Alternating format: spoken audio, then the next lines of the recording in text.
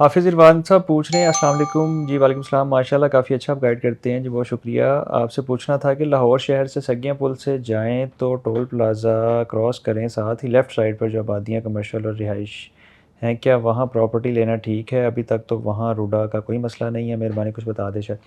अच्छा देखें सर, ये जो साइड है ना, जो रावी के आस-पास जितना भी एरिया लग रहा है, ये अगर रूडा में आया है या नहीं आया, तो अल्टीमेटली रूडा में तो आएगा। लेकिन अगर आपने कोई प्रॉपर्टी वहाँ पे बाय करनी है, कोई रेज़िडेंशियल या कमर्शियल, तो उसके लिए सबसे ज़्यादा ज़रूरी चीज़ ये है कि उसकी डॉक्यूमेंटेशन क्लियर होनी चाहिए। वो या तो मुतलका अथॉरिटी टीएमए अप्रूव्ड होगी या एलडीए से अप्रूव्ड होगी, या अगर वो रूडा में आ चुकी है तो वो रूडा से अप्रूव्ड होगी।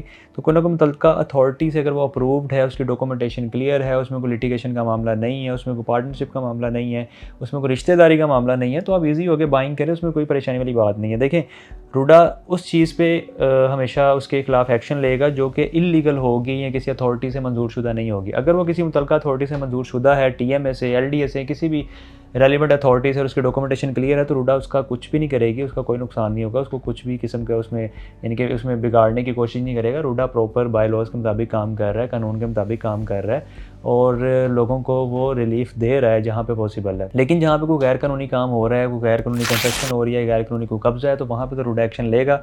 और ऐसी चीज़ों से अवॉइड करना चाहिए जहाँ पे कोई मसले मसाइल ऑलरेडी चल रहे हैं। जिस प्रॉपर्टी के, जिस ज़मीन की डॉक्यूमेंटेशन क्लियर है, वो चाहे कहीं पे भी है, पाकिस्तान के किसी भी कोने में, तो आप उसे तसल्ली से वेरिफ़िकेशन करने के बाद तमाम इदारों से, तो आप उसे बाय करें। अगर आप इंटरेस्ट रखते हैं तो वो आने वाले टाइम में आपको फ़ायदा देगी। लेकिन अगर आपने वेरिफ़िकेशन ही नहीं की और पैसा लगा दिया है और बाद में आपको पता चल रहा है जी लिटिगेशन है या डॉक्यूमेंटेशन के इशू हैं या ये एरिया अप्रूव्ड ही नहीं था, तो फिर आपको कुछ मसले मसाइल का सामना करना पड़ सकता है। लेकिन रूडा के मामले में मैंने आपको क्लियर कर दिया है।